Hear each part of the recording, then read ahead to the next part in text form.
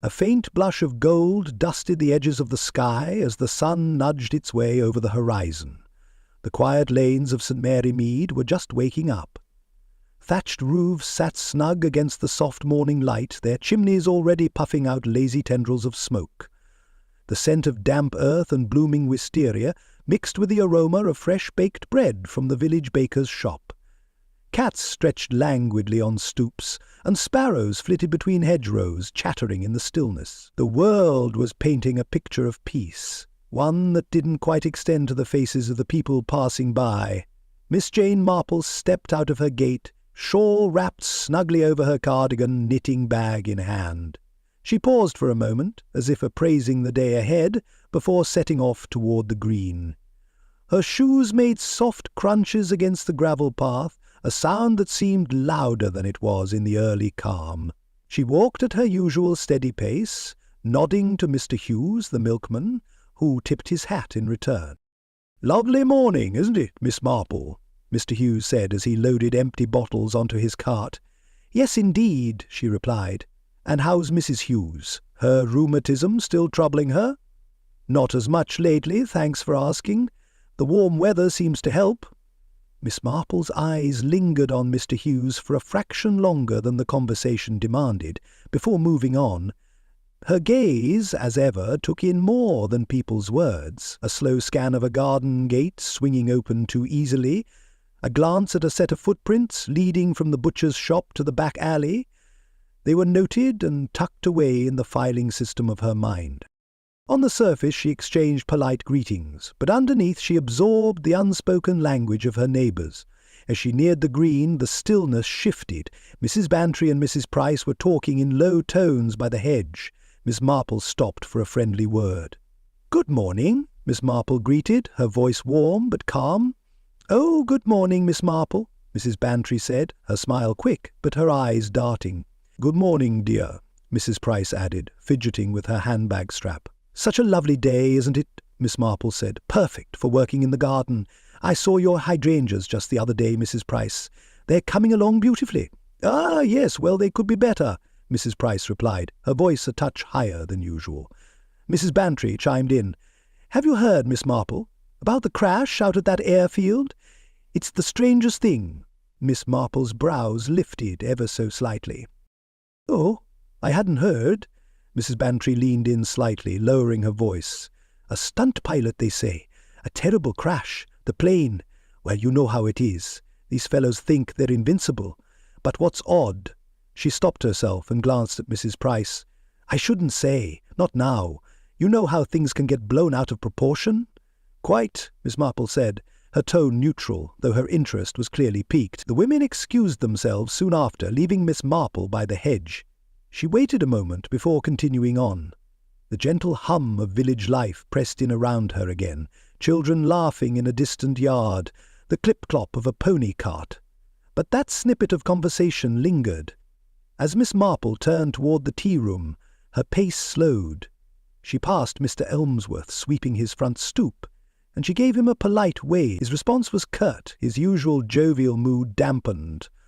Not a morning for cheer, it seemed. Inside the tea-room, the clink of cups and saucers accompanied quiet murmurs. Miss Marple found her usual seat near the window and ordered her tea. She could hear the voices at the next table, Mrs. Hartley and Miss Summers, speaking in hushed but intense tones. "It's all over the village now," Mrs. Hartley said, her voice tight. "The hangar was locked from the inside. It doesn't make sense." "Could it have been intentional?" Miss Summers asked, glancing around nervously. "I mean, how would someone have locked it like that and then—" Mrs. Hartley's voice dropped lower. "I'm only saying it's peculiar. And peculiar things in St. Mary Mead, well, they have a way of becoming something more, don't they?" Miss Marple, though her expression remained serene, missed not a single word. She added a little milk to her tea and stirred gently, her thoughts already at work. When the two women rose to leave, their whispers faded as they walked past her table. Miss Marple sat quietly, finishing her tea. The tea-room, the green, the village lanes, all of it still looked just as it had an hour ago. But to Miss Marple, St. Mary Mead was not quite the same. Little threads were fraying at the edges of that tranquil picture. Somewhere, behind the flowered hedges and sunlit cottages, something darker was taking root. When the first streaks of light broke over the countryside, the airfield was already crawling with curious villagers. The field, a patchwork of grass and hard-packed dirt, was bordered by a line of hedges and a few skeletal trees, their branches dark against the morning sky. The plain lay shattered not far from the hangar, a broken marionette of twisted wings and splintered wood. The propeller, bent at an awkward angle, caught the light in a way that made it gleam faintly, an unintended spotlight on tragedy. Inspector Harold arrived just as the sun began to burn off the last of the mist. His polished boots left deep prints in the damp ground as he surveyed the wreckage. He was a tall man, his frame straight and angular as a yardstick, with hair going grey in stiff bands above his ears. As he moved closer to the remains of the plane, his mouth set into a thin, unsmiling line. The villagers watched him from a careful distance, a half-circle of murmuring bodies wrapped in scarves and buttoned-up coats. Even in a place as small as St. Mary Mead, where everyone knew everyone else's business, a spectacle like this was rare. Harold motioned for the constable to hold the crowd back. He crouched beside the wreck and ran his gloved fingers over the splintered edges of a wing.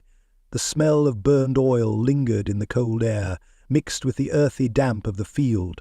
One of the mechanics, a thin, sharp-faced man named Taylor, stood nearby, twisting his cap in his hands. "What do you know about the pilot?" Harold asked, without looking up. "Archibald Sterling," Taylor said quickly. "He's been doing stunts around these parts for a few months now. Bit of a daredevil." Harold's eyes flicked to the twisted fuselage. "And how did he end up here?" Taylor hesitated. I don't know. I wasn't here when it happened, but the hangar's locked up tight. Nobody could have gone in or out since yesterday evening." Harold stood, scanning the site. His gaze landed on the hangar door, a heavy structure that seemed at odds with the flimsy wreckage strewn across the field. The lock was a complex affair, a double bolt that required 2 keys turned in sequence. From where he stood, Harold could see no signs of tampering. He gestured to the constable. "Bring the keys." A few minutes later, the constable returned with a jangling set. Harold took them, running his thumb over the notches. He didn't use them yet. Instead, he walked a slow circle around the hangar, noting the lack of footprints in the soft dirt near the door. It was as if the plane had crashed out of nowhere and the hangar had locked itself. Behind him, the crowd shifted uneasily. Someone coughed.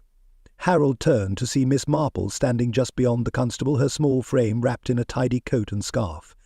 She looked as though she'd come for a stroll and happened upon the commotion by chance, but her sharp eyes said otherwise. "Miss Marple?" Harold acknowledged. "I didn't expect to see you here so early. I was just on my morning walk," she said, her voice as calm and mild as ever. "Such a terrible sight." "Indeed." Harold glanced at the hangar door again. He could feel her eyes following his gaze, taking in the same details he was. He knew from experience that she missed nothing, and that her small talk was often more purposeful than it seemed. "Locked up tight," she noted. "How curious." "Very," Harold said shortly. He turned to the constable. "Open it." The constable fumbled with the keys, unlocking the double bolt. The door groaned on its hinges as it swung inward. The space inside was dim and smelled of oil and metal. Harold stepped in first, his eyes adjusting to the gloom. The hangar was as tidy as a barn prepared for inspection. Tools were lined up neatly on a wall, and a workbench sat undisturbed in one corner. "What am I looking for?" Harold muttered to himself. He moved to the workbench, scanning for anything out of place. Miss Marple stepped inside the hangar, her footsteps soft and unhurried. She moved toward a shelf of spare parts, her eyes grazing the orderly rows. "There," she said quietly, pointing to a spot on the floor near the back wall. Harold followed her gaze and crouched. A small key lay in the dirt, half hidden in a shadow. He picked it up, turning it over in his hand. "This isn't from the main lock," he said. "No," Miss Marple agreed. "But it doesn't look as though it's been here long." Harold stood and looked at her. "You have a theory, I suppose?" He smiled faintly. "I've no doubt you'll come up with one soon enough, Inspector. I'm just a curious onlooker." Harold sighed and slipped the key into his pocket. Curious onlookers tend to complicate things. "Or simplify them," Miss Marple said, and her smile deepened just enough to show she knew more than she let on. The hangar was quiet now, save for the faint scrape of Miss Marple's low-heeled shoes against the concrete floor. Light pooled through the high windows, catching dust motes that swirled lazily in the air. The wrecked plane was still there, its wings jagged, its fuselage crumpled, as though the whole thing had been squeezed in a giant's fist. Miss Marple stood for a moment just inside the door, her eyes scanning the scene, her hands folded neatly in front of her. Inspector Harold had left not long ago, after securing the perimeter and ordering the curious villagers to keep their distance. His last glance over his shoulder at Miss Marple had been sceptical, almost dismissive. She was no police detective, after all. She wasn't even what one might call an amateur sleuth. She was just Miss Marple, the spinster in the cardigan, the one who always seemed to be knitting and sipping tea. But then appearances could be deceiving. She moved forward slowly, her steps deliberate. The air smelled faintly of oil and burnt wood. Around her the wreckage lay scattered. Splintered spars, frayed wires, fragments of canvas.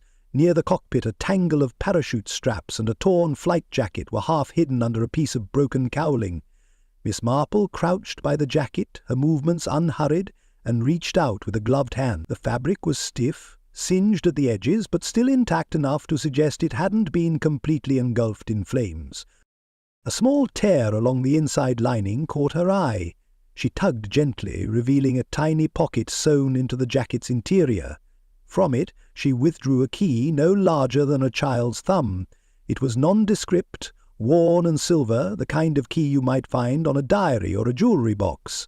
But its presence in the flight jacket was enough to make her pause. She turned it over in her fingers, examining it closely before slipping it into her own small handbag. There was no need to announce her find just yet. She stood and moved toward the cockpit. The seat was battered, the instrument panel smashed. Yet something about the way the debris was scattered seemed off. Not chaotic, but carefully placed, as though someone had deliberately concealed something here.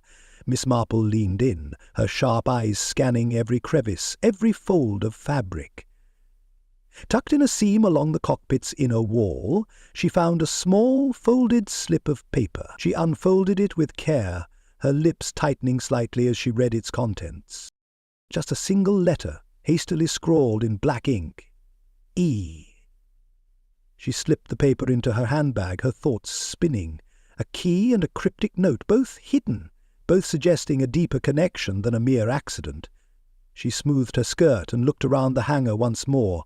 The plane's remains, the tools hanging on the walls, the faint outlines of boots in the dust, all of it spoke of meticulous planning. Whoever had done this had gone to considerable effort to make the scene appear accidental, but they'd left these small traces, these clues hidden in plain sight. Miss Marple found a stool and sat down. From her handbag she withdrew a small notebook and a pencil. She began to sketch a rough map of the hangar, noting where she'd found each clue. Her mind worked methodically, weighing each piece of evidence, each discrepancy. The key didn't match the lock on the hangar's main door. It must belong to something else, something equally important. And the note? Just one letter. Was it a signature? A mark left by the saboteur? A personal vendetta revealed in shorthand? She thought of the villagers who had gathered outside. Many of them had known Archibald Sterling, if only in passing. He was a charismatic figure, a daredevil who drew both admiration and resentment. Some might have envied his freedom, his daring. Others might have been hurt by his arrogance, his willingness to take risks, not just with his own life, but with others' trust. And then there were the rumours. Whispers of debt, of affairs, of rivalries that had followed Sterling from airfield to airfield. All of these threads had been wound together into a knot that now lay before her, waiting to be unravelled. She tapped the pencil against her notebook, then began to jot down the names of those she needed to speak with. The groundskeeper who managed the airfield, the mechanic who last worked on the plane, the friends and acquaintances Stirling had made during his time in St Mary Mead. Each had a piece of the puzzle, even if they didn't know it. Outside, the sun was higher now, casting sharp shadows across the ground. Miss Marple closed her notebook, placed it back in her handbag, and rose from the stool. She had what she needed to move forward. The next step would be to talk to the villagers, to listen carefully and sift through their words for the truths they might not even realize they were revealing. As she left the hangar, she glanced once more at the wreckage, then at the door, now propped open with a chunk of wood. The scene looked almost ordinary in the morning light, just another wreck at a quiet airfield. But Miss Marple knew better. It wasn't just the plane that had been broken here. Something else had been carefully dismantled and hidden. A life, a secret, a motive. And now it was her task to piece it all back together. Miss Marple settled herself at the parish hall's long oak table, her knitting bag set neatly on the chair beside her. The room was modest with its peeling paint and high, narrow windows that let in just enough light to make out the dust motes floating in the air. For most in St Mary Mead, the hall was the village's heartbeat, a place where meetings were held, cakes were judged, and gossip flowed freely. Today, however, it had taken on a more serious air. The chairs were arranged neatly around the table, and a notebook lay open before her, a pencil resting precisely at its centre. She adjusted her reading glasses and waited. The first to arrive was Mr. Winthrop, the groundskeeper. He entered with his cap in hand, looking sheepish as though summoned before a headmistress. His heavy boots scuffed against the floor, and his brown overcoat carried the faint scent of damp hay. He offered Miss Marple a hesitant nod before taking the seat opposite her. "Good morning, Mr. Winthrop," she said pleasantly. "I do hope this won't take too much of your time. I only have a few questions." "Yes, ma'am," he replied, his voice gravelly but polite. She began gently, asking about his duties at the airfield, his daily routines. His answers were straightforward, but his hands, rough and calloused, twitched slightly as he spoke. When she asked about the hangar's security, his gaze shifted to the window. "Always kept locked, that hangar," he said. "You'd need the 2 keys, see? No getting in or out otherwise." "And where are those keys kept?" she asked, her tone light. "Well, I have one. The other is with the manager, Mr. Elmsworth." "Was there ever an occasion when the hangar was left open, even briefly?" Winthrop hesitated. "Not that I recall. But sometimes, well, there's a lot of coming and going, pilots checking their planes, mechanics working late.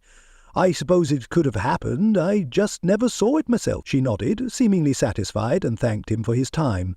As he stood to leave, she noticed his slight limp, something he hadn't mentioned, and filed it away for later. Next was Lady Eleanor Ashcombe.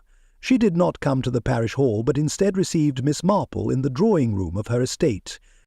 The contrast was striking. Where the parish hall was plain and functional, Lady Ashcombe's home was a blend of faded grandeur and understated wealth.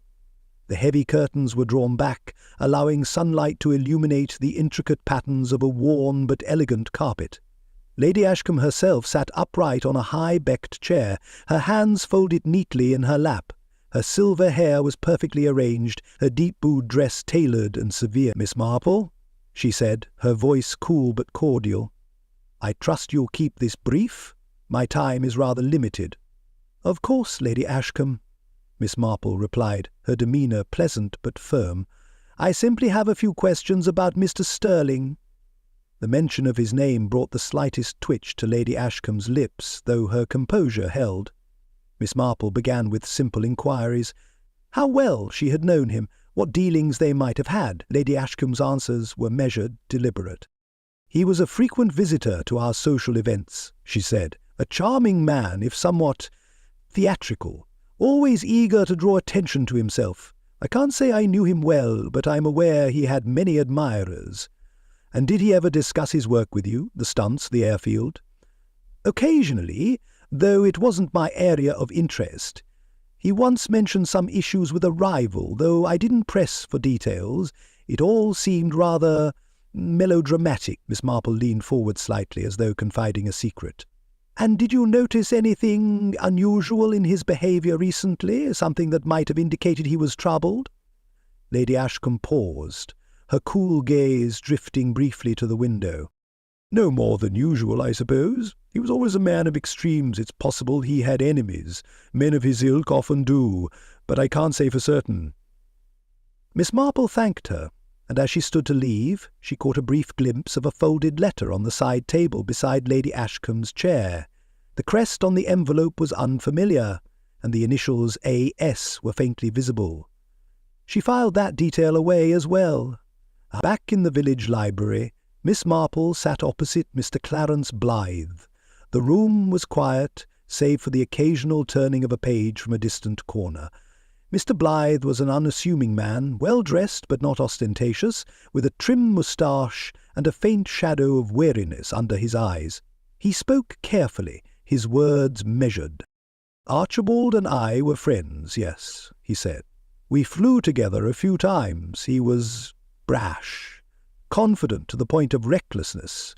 "Did you ever have cause to doubt his judgment?" Miss Marple asked. Blythe hesitated. "I wouldn't say that. But there were times, small things really, when he seemed preoccupied, distracted." "Distracted how?" she pressed. "Well, he'd miss a step in his pre-flight checks or arrive late without explanation. Nothing too serious, but wasn't like him." Miss Marple nodded, jotting a note in her notebook. "And on the day before the crash, did you notice anything unusual?" He glanced down at his hands. "No, not unusual. He seemed normal enough. I saw him at the airfield, but we only spoke briefly. He mentioned something about a meeting that evening, but he didn't say who with." "Did he seem nervous? Angry?" Blythe thought for a moment. "Neither, really. Just preoccupied. Like I said, he'd been that way off and on recently." As she closed her notebook, Miss Marple noticed a slight twitch in Blythe's jaw, a subtle tension he hadn't shown earlier. She thanked him and moved on, her thoughts quietly assembling the pieces. Finally, at the police station, she found Inspector Harold. He was at his desk, flipping through papers with a faint scowl. Miss Marple seated herself across from him, folding her hands neatly. "Inspector," she began, "I won't take much of your time. I only wish to clarify a few details." "Miss Marple," Harold said, his tone guarded, "I hope you're not suggesting my team has missed anything." "Not at all," she replied, her voice mild. "I simply wondered about the timing of your arrival at the airfield. You were there very quickly." Harold frowned. "I was called right after the crash. The groundskeeper rang us up. And yet by the time you arrived, the hangar was already sealed, wasn't it?" she asked. He hesitated. "Yes, but that's standard procedure. We secured it as soon as we got there." "Who had access to the keys before then?" she asked, her tone casual. Harold shifted in his chair. "The usual personnel. I don't see what that has to do with anything." Miss Marple smiled faintly. "Of course not. I'm sure it's all quite routine." Harold's unease did not escape her. As she left the station, she could feel the weight of what wasn't said lingering in the air. Back home that evening, by the glow of her fireplace, Miss Marple reviewed her notes. The pieces didn't quite fit, but the picture was beginning to form. Mr. Winthrop's nervousness, Lady Ashcombe's precise evasions, Blythe's inconsistencies and Harold's guarded demeanour, all pointed towards something more than a simple accident. She just needed to pull the threads a little tighter to see what lay beneath. The hangar looked different in the dim light. At dusk, the shadows stretched long across the floor, deepening the corners and turning the wreckage into jagged silhouettes. Miss Marple stepped inside and paused, letting her eyes adjust to the twilight filtering through the high windows. The air was cooler now, damp and heavy with the scent of oil and charred wood. Everything was quiet except for the faint creak of the door as it swung shut behind her. She stood still, taking in the scene with the kind of patience that often made others underestimate her. She wasn't just looking, she was absorbing, cataloguing, weighing every detail against what she already knew. She began near the workbench. In daylight the tools had seemed orderly, untouched. Now, in the angled evening light, she noticed faint smudges on the polished handles, as if someone had recently gripped them without actually using them. She leaned closer, but the marks told her nothing conclusive. Still, it was worth noting. The saboteur had been here, perhaps not during the crash, but some time before. She moved on. Her footsteps echoed faintly as she approached the hangar's main door.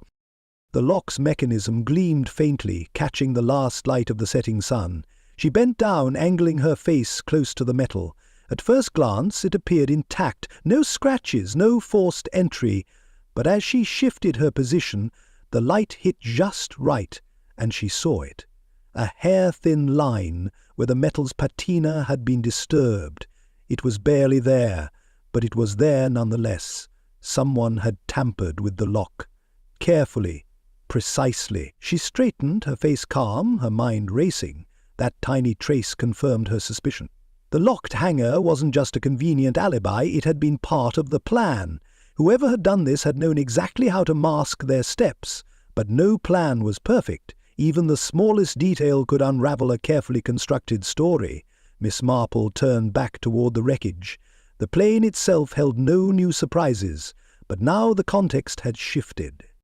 The locked hangar wasn't just a mystery. It was a message. It was meant to say, no one came in, no one went out. And yet here she was, standing among the evidence that suggested otherwise. The details weren't adding up, and that meant someone was lying. The trick would be figuring out who and why. By the time Miss Marple left the hangar, night had fully settled over St. Mary Mead. The village was still awake in its own way, with soft glows from cottage windows and the occasional murmur of voices carrying on the breeze. She headed toward the market square, where the last of the vendors were packing up their stalls. It was here, among the idle chatter of locals, that she began to piece together a new layer to the square. She moved quietly through the square, stopping occasionally to exchange a word or two with familiar faces. It was all very casual, an observation about the weather, a compliment on a basket of apples, but she listened carefully to the responses. People let things slip when they were relaxed, when they didn't think they were being questioned, and Miss Marple was very good at blending in. Near the churchyard, a small group of villagers stood in close conversation. Their voices were low, hurried, as if they didn't want to be overheard. Miss Marple slowed her steps, adjusting the scarf around her neck as she passed within earshot. A fragment of a sentence drifted toward her. "Never resolved, you know. It's been years, but these things, they linger." She didn't stop. She didn't even glance their way, but the words stuck in her mind. Never resolved. What things were they talking about? Old grudges? A past scandal? It was clear that the crash had stirred up more than just shock and sympathy. It had reopened something that had never been fully buried. Further down the lane, she encountered Mr. Elmsworth locking up his store. She greeted him with her usual smile, and he tipped his hat in return. Their conversation was brief, polite pleasantries about business, the weather, and the recent tragedy. But when she casually mentioned the old airfield manager who had retired years ago, she caught the faintest hesitation in his reply. A pause, just long enough to suggest that the memory wasn't a pleasant one. Miss Marple thanked him and continued on, her thoughts clicking into place like the tumblers of a lock. There was something more going on in St. Mary Mead, something that went beyond the crash and the locked hangar.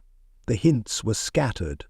An old wound, a carefully hidden trace of tampering, a slip of the tongue, but she was starting to see the pattern. She just needed to press a little harder, listen a little more carefully. By the time she returned to her own small sitting room, the fire was already burning low in the grate. She sat down in her favourite armchair, notebook in hand, and began to write.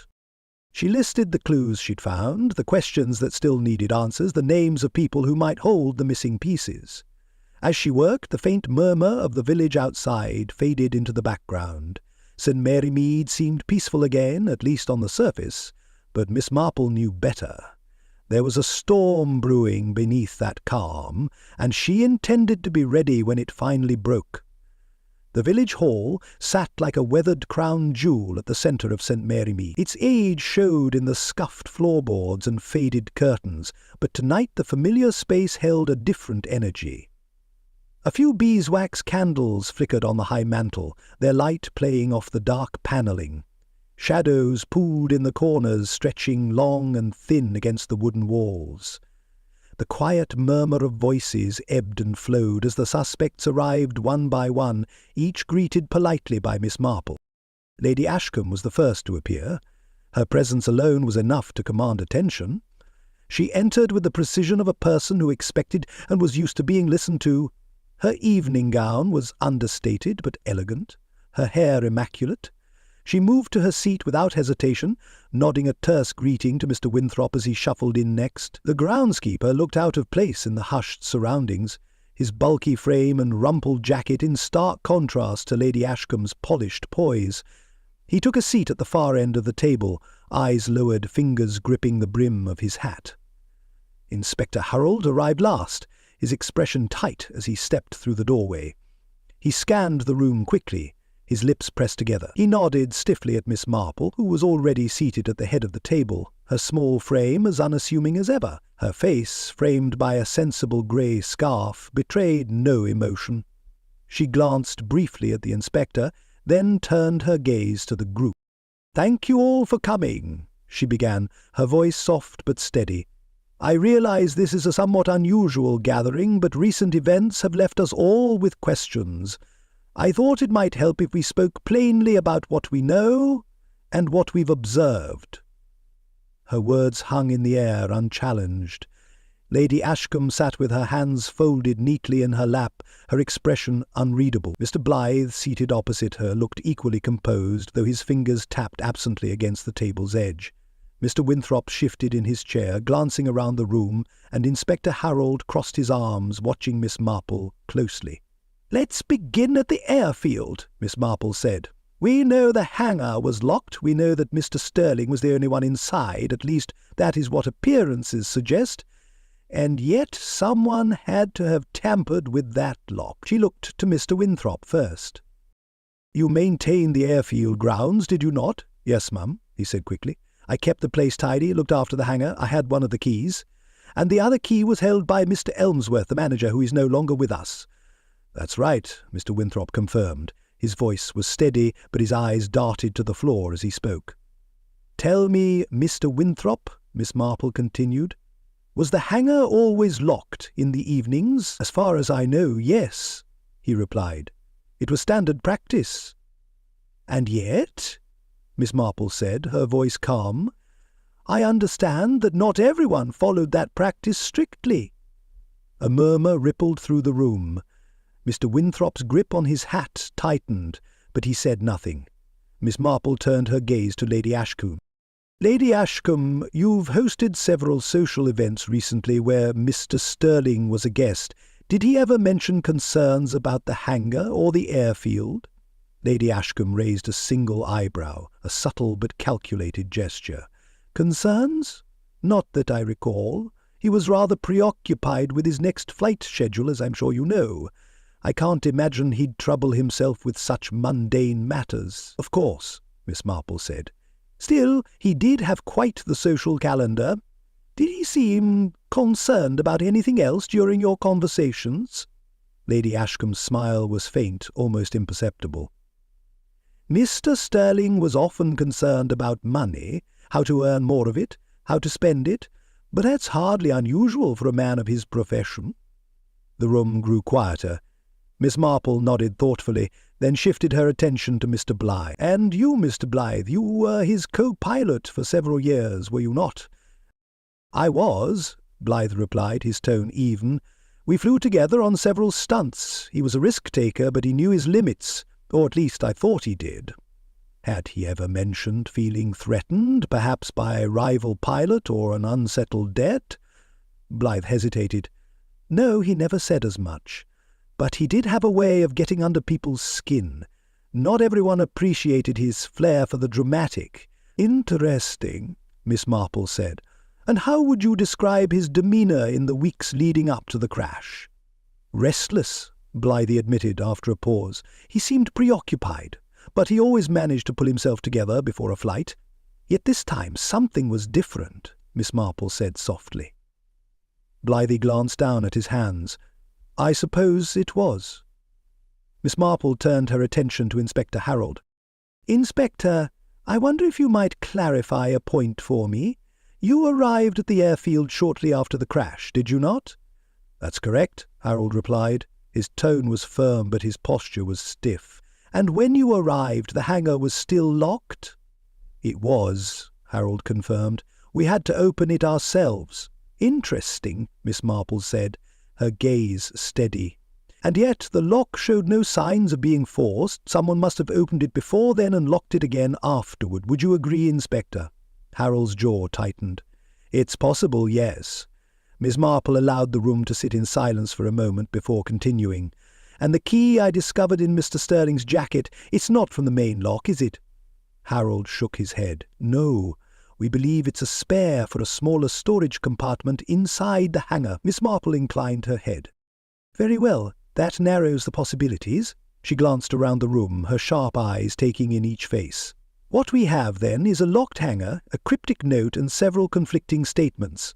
If we are to understand what truly happened that night, we must consider not only what was said, but what was left unsaid.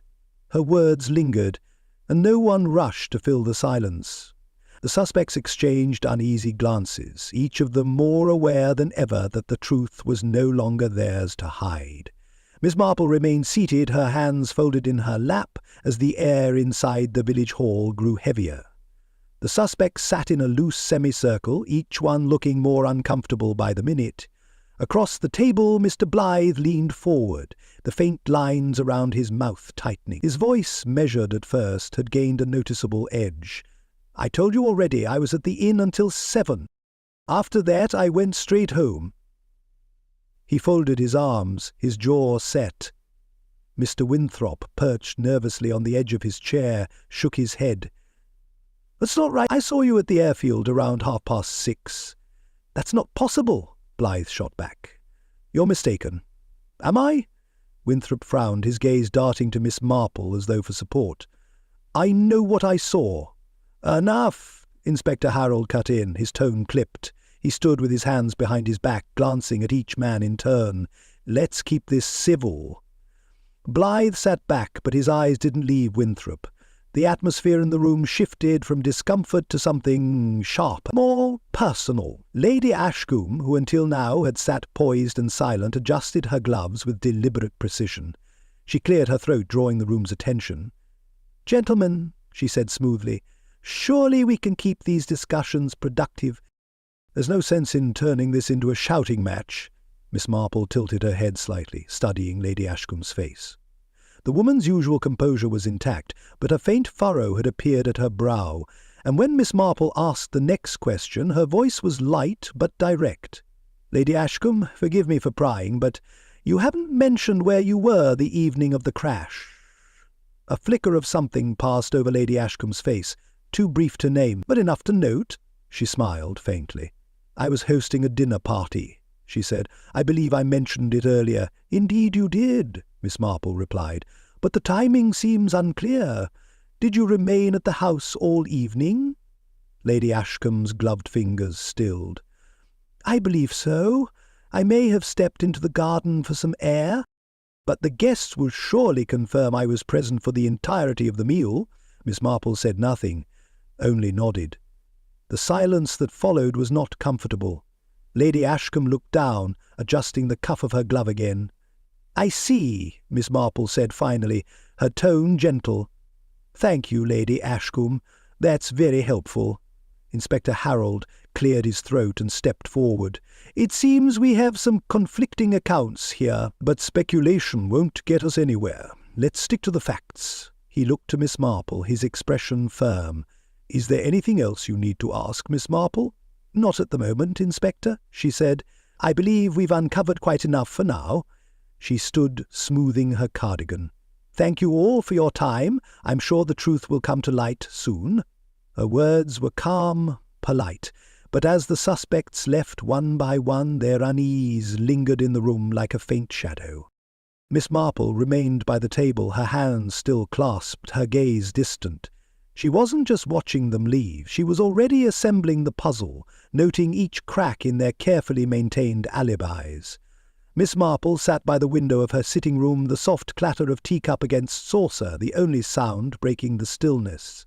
Outside, the village was waking slowly, cartwheels creaking down the lane, a child calling after a dog, a muffled exchange at the grocery, but she barely noticed. The notes in her lap and the worn pencil in her hand occupied her entirely.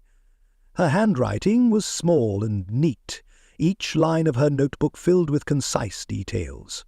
Observations, contradictions, little remarks she'd overheard. Together they created a map of motives and means. She tapped the pencil against the paper, her mind working through the sequence of events. There was the key, found in Sterling's jacket, an anomaly that made no sense until she thought of how it could have been planted. There was the hangar's dual lock system, a design known only to a few people who had the technical skill and opportunity to manipulate it. And then there was the note, that single letter E, which at first glance seemed meaningless but now stood out like a signature on a confession. Her thoughts turned to the suspects' alibis, Lady Ashcombe's carefully rehearsed responses, Blythe's inconsistencies, and Winthrop's nervous glances. All had told stories that fit together just well enough to cast doubt but not enough to remove suspicion. Inspector Harold's clipped answers, too, gnawed at her mind. His selective omissions spoke volumes. She closed her notebook, satisfied at last. The pieces were all there. She needed only to bring them together in the presence of those involved. She stood, smoothed her skirt, and prepared to leave. Tonight, at the village hall, the puzzle would be laid out for all to see. The village hall had a charged stillness about it. The suspects, gathered once more, sat uneasily in their chairs, their conversations hushed. Miss Marple's arrival was as unassuming as always. She settled at the head of the table and waited for the room to quiet. When it did, she began speaking, not with accusation, but with the calm of someone presenting a lesson. "As you know," she began, "we've been trying to understand what happened on the night of Mr. Sterling's crash. On the surface it appeared straightforward, a locked hangar, an unfortunate accident. But that locked door, was the first piece of the puzzle." Her words were measured, deliberate. She explained how the dual lock system worked, how it required not only two keys, but also precise knowledge of its mechanism. She let her gaze linger on each suspect as she spoke, watching for the faintest reaction. Lady Ashcombe met her gaze steadily, though her hands remained still in her lap. Mr. Winthrop fidgeted. Mr. Blythe sat motionless, his face impassive. "The key," Miss Marple continued, "was found in Mr. Sterling's jacket, but that key was not for the main lock. It was placed there intentionally to mislead. And the note, the letter, E, was a subtle reminder that this was no accident." She paused, letting the weight of her words settle. Then she turned her attention to Lady Ashcombe. "You were at the centre of this, Lady Ashcombe. The locked door, the planted key, the carefully timed alibi, these were all designed to shift suspicion away from you. But it was you who orchestrated the entire plan?" A murmur ran through the room. Lady Ashcombe's composure faltered for the first time. Her lips pressed together tightly, but she said nothing. Miss Marple continued, her voice steady. "The locked hangar was not just a barrier, it was a message, a signal that something impossible had occurred.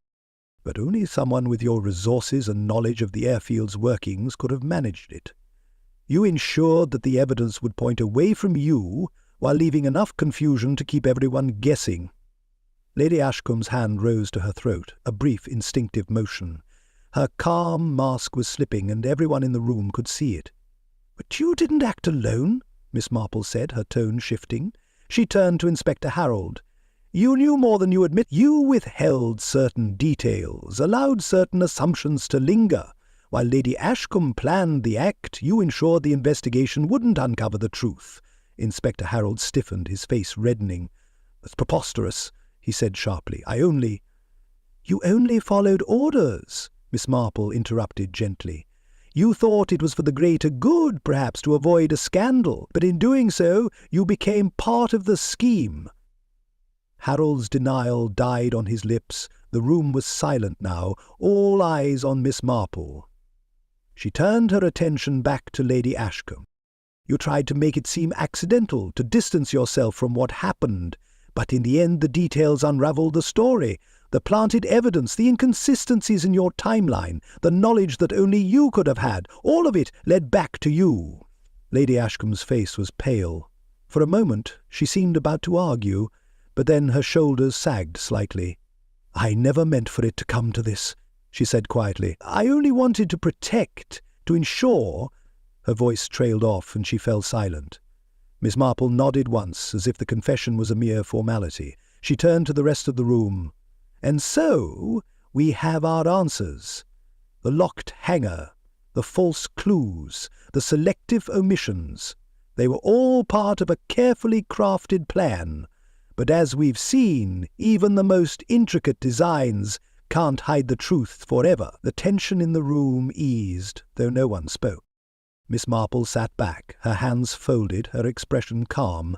The case at long last was closed. The morning light painted the village green in gold and quiet. St. Mary Mead, so recently tense and hushed, now seemed to breathe more easily. A freshly mended garden fence stood straight near the baker's shop. Children who had kept their games confined to whispers were once again chasing each other along the cobbled streets. The air smelled of cut grass and clean laundry, a sign that life was putting itself back together. Miss Marple strolled her usual route, passing by neighbours who greeted her with warm nods and a few kind words. She returned each smile, though her own was tinged with thought. She stopped to inspect a patch of newly planted daisies in the churchyard, nodding approvingly at their arrangement. Little things like this were what made the village feel whole again. She paused on the bridge over the narrow creek that ran behind the village hall. The gentle trickle of water blended with the occasional bird call. Miss Marple stood there a moment watching the ripples shift and break apart, like the fragments of a mystery coming together into something clear.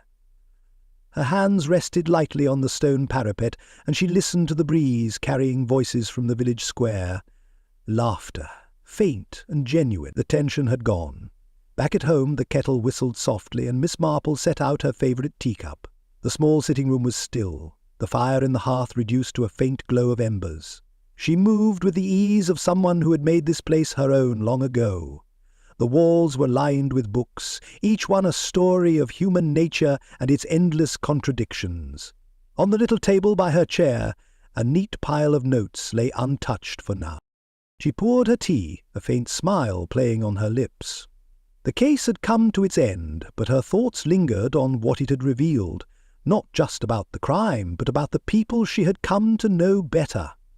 Their motivations, fear, jealousy, desperation, were as old as time, the same forces that had turned the gentle lanes of St. Mary Mead into a stage for sabotage and deception were no different from those that shaped the grander dramas of history. Miss Marple sat down, her eyes falling on the small garden visible through her window. In the distance, a cat prowled along the stone wall, its tail flicking lazily. The village might look unchanged to an outsider, but she knew better.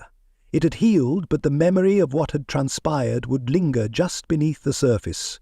People might speak of it in lowered voices for a while before letting it fade into the fabric of village lore, another story tucked away behind neat hedges and brightly painted doors.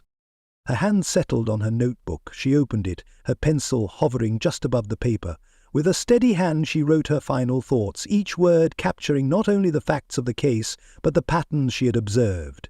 Deception, she mused, was rarely born out of simple malice. More often it grew from the tangled roots of human weakness, pride, love, resentment, and fear. Unraveling those knots required more than logic. It demanded an understanding of the heart's hidden corners. When she finished, she leaned back, the notebook closed and set aside.